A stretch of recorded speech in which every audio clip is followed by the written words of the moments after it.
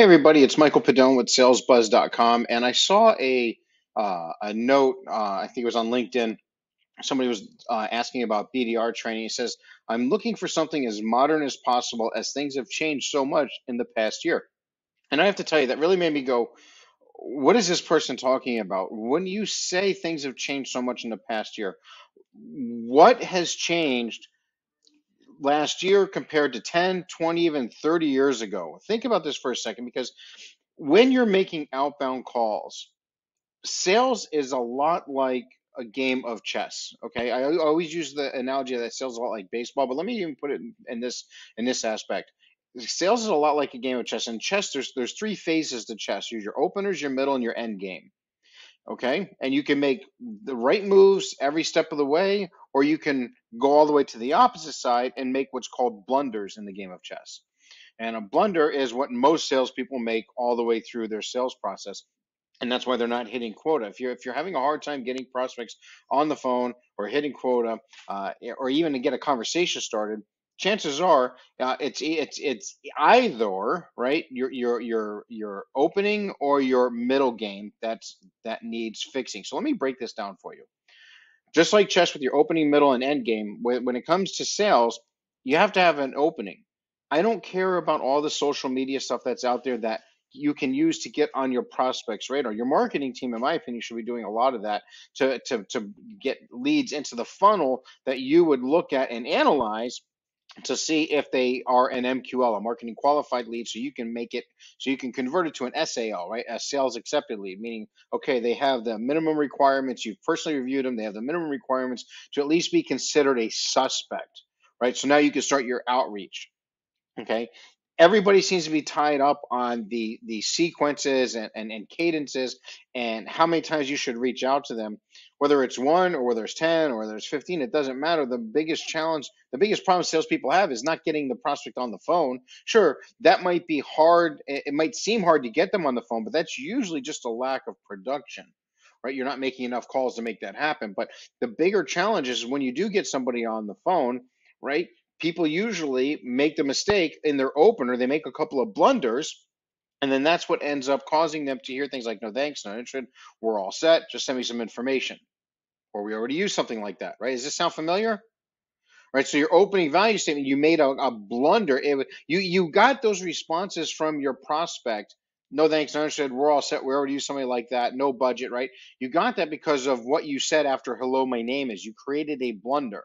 You need to learn how to go ahead and have an opening value statement that's going to pique their interest and gain permission to continue the call. You want to pique their interest so much. You want to scratch an itch, agitate a pain to the point where they're willing, even if they don't know you, they never even heard of you before, but you come in with such a strong opening value statement of how you might be able to help them, and all of a sudden it was to the point where they're like, "Okay, I'll sure I'll have a quick conversation with you." Now, so that's your opener. That's your opening. It's like a chess game when you're doing your opening. Now you got to get to the middle game, which is where once they say, "Okay, sure, I have a second," they're willing to have a conversation with you. You have to know what questions to ask. This is where salespeople fall apart. For some reason, they've never been taught the actual step-by-step process of what is my first question I'm going to ask once I get past the opener? What is my second question? What is my third question? What are they designed to do? How do they link together? What questions am I supposed to ask and why that will encourage and continue the conversation to where we're actually having a sales conversation. I'm not manipulating them. I'm not trying to force them down a path. It's a natural, organic conversation, which, by the way, naturally builds rapport. So we're not trying to falsely build rapport. This is your middle game. Most salespeople that have been selling for 5, 10, 15, 20 years, so they still don't know this stuff.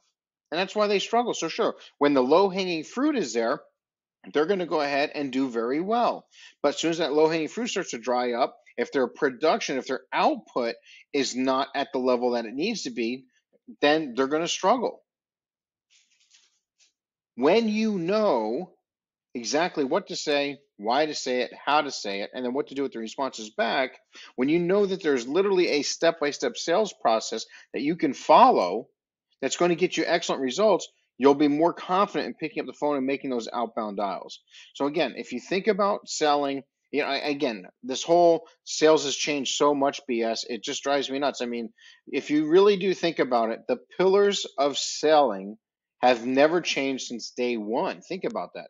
Sure, there's different ways that you can get on a prospect's radar, get a hold of them. Sure, I mean, selling should be easier today than ever. People say that it's harder to say than ever. Harder compared to what? Harder compared to picking up a phone book and not being able to do any research on a company at all, and just making dials, or being able to generate free leads through webinars and things of that nature, promoting on LinkedIn, or researching on LinkedIn or social media and things of that nature to kind of pre-qualify to make sure they're at least a suspect, or to reach out to them or provide fresh content, right? I mean, you have all these tools today that make it easier to get on your prospect's radar. What hasn't changed is you still have to know how to get the sales conversation started, and what are you supposed to do in that sales conversation. And there literally is a step-by-step process that once you learn it, you're going to be selling a lot.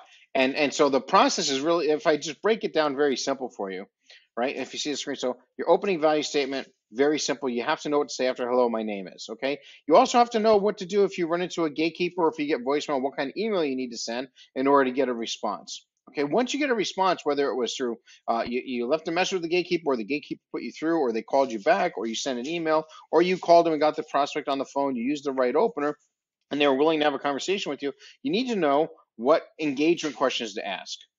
Okay, how to get your prospect to open up, how to put their attention in an area you need them thinking about. Once you get that going and you get problem recognition, you find some pain points, hot buttons, an issue that maybe they didn't even know that they had.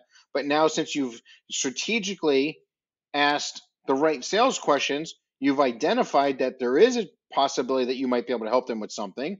And then once they recognize that there's a problem, they're going to want to see if you can help them solve it. Because human nature is, once somebody recognizes a problem, they want to see if they can solve it, right? So then you continue on through the quality. You ask pepper in a couple of qualifying questions regarding their role, time frame, things of that nature. You get these things out of the way, and once they're fully qualified, if you're a BDR, then great. Then you hand it on over.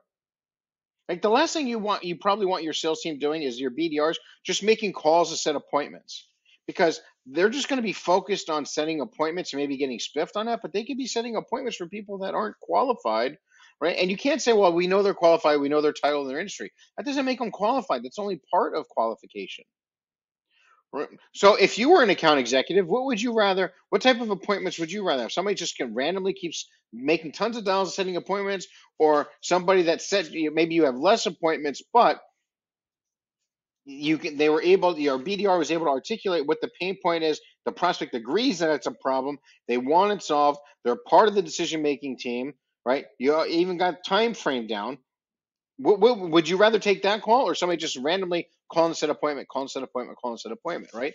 So if you're a BDR, if you're learning how to do all these things, you're going to go ahead and be able to set higher quality appointments. And then if you get spiffed on them closing, you're going to get better results that way. All right. With that being said, too, if you're a BDR, chances are eventually you're going to want to, and by the way, companies, this is a great way to keep staff, right? So they start as a BDR, but eventually they're going to want to move on into an AE. So you might as well teach them the right way from the beginning on how to pick up the phone, what to say to gatekeeper, voicemail, email, get the conversation started, how to engage, how to properly qualify. And then you're moving into your end game. Okay, you got your presentation, your objection handling, and then your closing skills. Without this, business goes out of business. So if you think about, again, sales, I'm trying to keep this video is longer than I expected already, but if you try to keep it to where, if you think in the terms of chess, you have your opener, your middle game, and your end game. If you improve your sales skills in each one of those steps, first of all, you have to be aware there literally is sales steps for this process. Okay, you don't have to be, I mean, Captain Wing It's only work when they're low hanging fruit. You have to be very technical and precision on this stuff. And then once you learn what the steps are, which is very basic stuff, and again, they've been around since day one of selling, you go back to the basics, learn how to pique interest, how to get what to say after hello, my name is. And then once they're willing to have a conversation with you, what's the first question you're supposed to ask, and why? The physical question will change based on your industry, your problems, things of that nature. But the purpose of the first question will always be the same. Same thing with the second and the third question. Once you start to realize this, all of a sudden, sales is no longer a mystery. You get motivated, you get excited because you see the path now, right? It's no longer, voodoo, if you will. So you see the exact formula, and now you just have to execute. You customize it to your industry, to your own style. No problem with that, but you're following the steps. And now all of a sudden, and as long as you put in the work, you're going to be making lots of money. Okay, I hope this helps. Take care.